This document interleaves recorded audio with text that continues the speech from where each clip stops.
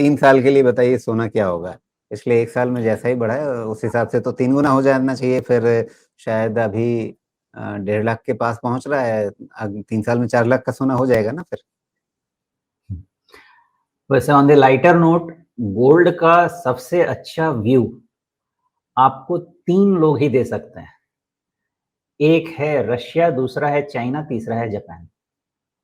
ये आपको सबसे अच्छा व्यू देंगे। वो बताएंगे कि कब खरीदना बंद करेंगे। इस पॉइंट को समझें आप कि कोई भी प्राइस क्यों बढ़ता है, डिमांड से ना।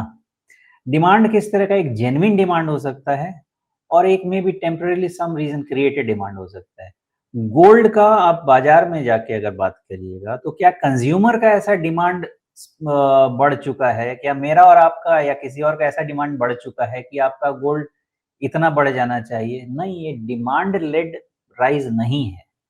ये जियोपॉलिटिकल टर्ब्यूलेंस के कारण जो shift away from US dollar reserve towards gold reserve है, उसके कारण है। इसलिए इसका जवाब कोई कभी नहीं दे पाएगा कि गोल्ड का बढ़ना कब रुकेगा। जब रशिया, चाइना एंड जापान, जो मेरे हिसाब से मेजरली बाई कर रहे हैं, and reasons are very simple, because US की दादागिरी से वो कभी भी डॉलर रिजर्व किसी का भी फ्रीज कर सकता है, इतना उनके पास पावर है। तो ये लोग जब तक खरीदेंगे तब तक गोल्ड बढ़ेगा। But is it a genuine demand? नहीं। जिस दिन उन्होंने बंद कर दिया खरीदना, रिटेल मैं कह रहा हूँ, मतलब जनरल मार्केट डिमांड ऐसा सपोर्ट नहीं कर रहा है कि इसका प्राइस कभी भी 20-30% करेक्ट नहीं कर जाए। ठीक है, मैं आप ये ही की चीज थ्योरी को आगे बढ़ाता हूँ। मैं आप ही की थ्योरी को आगे बढ़ाता हूँ फिर। मतलब ये है कि इन 3 देशों को डॉलर पर अपनी निर्भरता खत्म करनी है। कल को अगर अचानक कुछ भी हो जाए और उसमें अचानक ट्रंप या उनकी जगह कोई दूसरा राष्ट्रपति अमेरिका का वो कह दे कि भैया जापान के, चीन के जो डॉलर रिजर्व हमारे पास है सब हमने जब्त करके रख लिए, रूस के साथ उन्होंने किया ही। तो ऐसी किसी इवेंचुअलिटी से बचने के लिए ये कह रहे हैं कि हम अपने पास सोना भर करके रख लेंगे। तो इनके गोल्ड रिजर्व्स आज की तारीख में कहाँ पर हैं? किस पॉइंट पर जाने के बाद इनको ये लगेगा कि अब हम उस खतरे से बाहर हैं? क्योंकि अगर ये उस दिशा में जा रहे हैं तो वो कितना और आगे जाएंगे ये तभी हमें समझ में आएगा ना, जब हमें ये पता चले कि उनका रिजर्व कितना बड़ा हो जाने के बाद वो इस तरह के किसी खतरे से अपने आप को सुरक्षित महसूस करेंगे। तभी हमें था लगेगी कि अभी उन्होंने कितना भंडार बना लिया है, कितना और बनाना बचा हुआ है।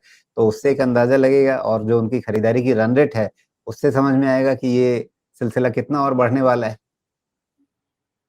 ठीक है। जितनी बात मैं समझता हूँ समझाता हूँ। तो रफली चाइना का 1.8 ट्रिलियन डॉलर के आसपास यूएस में ट्रेजरी में इन्वेस्टमेंट है। जापान का करीब 800 बिलियन है, और मुझे एग्जैक्टली पता नहीं, लेकिन रशिया का भी उसके आसपास हो सकता है। अब आप ट्रेजरी से विथड्रॉ तो इमीडिएटली कर नहीं सकते हैं, लेकिन China, Japan trade surplus economies हैं, यानी इनके पास और भी इन्वेस्टमेंट के लिए पैसे आएंगे, हर साल आते रहेंगे। तो ये जो नया वाला पार्ट है ये तो गोल्ड में ही जाना होगा मोस्टली, थोड़ा बहुत दिखावे के लिए भले आप ट्रेजरी में कर दीजिए। तो जितना ये ट्रेड सर, हमारे जैसी हालत नहीं है ना इनकी, इनके पास हर साल सरप्लस क्रिएट हो रहा है, ट्रेड सरप्लस क्रिएट हो रहा है। तो सोना का demand to the tune of जो ट्रेड सरप्लस आपको रिजर्व में डालना है वो क्रिएट होगा ही होगा, नहीं रुकेगा।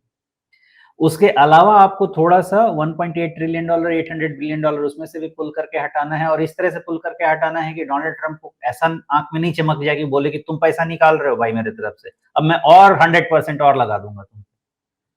तो ये दोनों को बैलेंस करके चलेंगे लोग, आप इनका सिचुएशन देखें। तो एडिशनल, चूंकि आप समझें कि वो ट्रेड सरप्लस इकोनॉमीज हैं, उनको हर साल रिजर्व क्रिएट करना है, तो एडिशनल रिजर्व तो नहीं क्रिएट होता डॉलर में, क्लियर है, और जो है उसको भी जी। पुल करना है।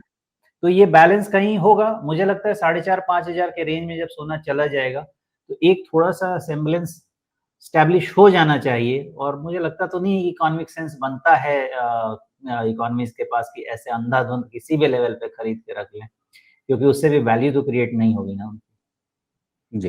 अच्छा, एक यहाँ पे बीजल पटेल जी की मुझे हमेशा शिकायत मिलती है कि मैं उनका सवाल नहीं ले रहा हूँ, लेकिन मुझे इनका सवाल नहीं दिखता कभी। अगर आप सुन रहे हैं जल्दी से अपना सवाल डाल दीजिए। सोमेश जी से मैं 2 मिनट एक्स्ट्रा ले लूंगा आज, कोई बात नहीं, लेकिन इनकी शिकायत दिखती है हमेशा, सवाल नहीं दिखता है। पता नहीं क्यों ऐसा होता है। एनीवे, तो सोना आप कह रहे हैं कि $4,500 के आसपास पहुंच जाएगा, तो एक बार को वहां पे कहानी थमनी चाहिए। उस हिसाब से अगर रुपी प्राइस में देखें, $250 का, और आप कह रहे हैं कि वहां तक भी इसी चाल में अगर चला जाए तो जा सकता है, संभव है। तो उसका मतलब देखिए, रुपए में इसको कन्वर्ट करें तो क्या हो जाएगा? अभी ये सोना 127 तो हो ही है गया। ना राजीव जी, सोना तो जी। न्यू हाई पे है ना, इसलिए $4500 पे जाके एकदम से रुक जाएगा वो तो मैं नहीं कह पाऊंगा, लेकिन एक जो प्रोजेक्शंस बन रहे थे वो 45 के ऊपर कहीं पे भी एग्जॉस्ट हो सकते हैं, तो 47 भी हो सकता है, अप टिल 5 भी, मतलब 10% से ज्यादा क्या डिविएशन और एक्सटेंशन लेंगे, तो उससे ज्यादा मैंने डिवीजन एक्सटेंशन लिया नहीं, and therefore I am saying जैसा 4500 के ऊपर में वही व्यू लूंगा मैं जो मैंने 3500 के ऊपर लिया था, एग्जॉशन का व्यू। तो एग्जॉशन का व्यू बनता है, जी। बट ये कमोडिटी का एक साइकिल होता है और ये साइकिल खत्म भी होता है। तो ये साइकिल क्या 4500-5000 पे खत्म होगा? मुझे लग रहा है कि उस रेंज में तो इकोनॉमिक सेंस नहीं बनता है, but it will have to be watched. मैं जो सोच रहा हूँ क्या उस डायरेक्शन में सही सोच रहा हूँ। जी। लेकिन अभी जो पिछली कैंडल बनी है, आप डॉलर भाव में भी देखें या रुपए में भी देखें, M6 में भी देखें, ये कैंडल जो है, ऐसी बड़ी लाल कैंडल आपने पिछली कब देखी थी आप? निकट चार्ट में तो आप नहीं देख पा रहे हैं वैसी लाल कैंडल इतनी बड़ी। अ, ये इस लेवल की है। क्या ये एक डिसाइसिव कैंडल बन सकती है? ओवरबॉट तो इतना है ना राजीव जी कि एकदम से डर लग रहा है सोना के बारे में देखने, सुनने, पूछने, मतलब बोलने में भी एक्सट्रीमली ओवरबॉट है। और फिर से यही है कि चूंकि 4200 4000 का डिवीजन मैंने 5% का लिया था, ये तो उसके ऊपर भी है फिलहाल, एक एक रेंज अगर देखा जाए तो।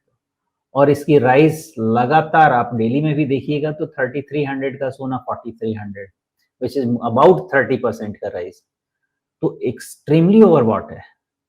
जिस दिन भी गिरेगा मुंह के बल गिरेगा, लेकिन अभी कोई उसका मतलब इंडिकेशन ही नहीं मिल रहा, तो क्या बात करके भी तो बेवकूफी बन जाऊंगा नहीं, अभी। फर्स्ट इंडिकेशन ये हो सकता है, जिस तरह की ये कैंडल है, ये M6 में ज्यादा प्रोमिनेंटली दिख रही है, वो एनगल्फिंग कैंडल। ये है बेयरिश एनगल्फिंग कैंडल। ये आपको 1,20,000 के नीचे लेके नहीं जाता।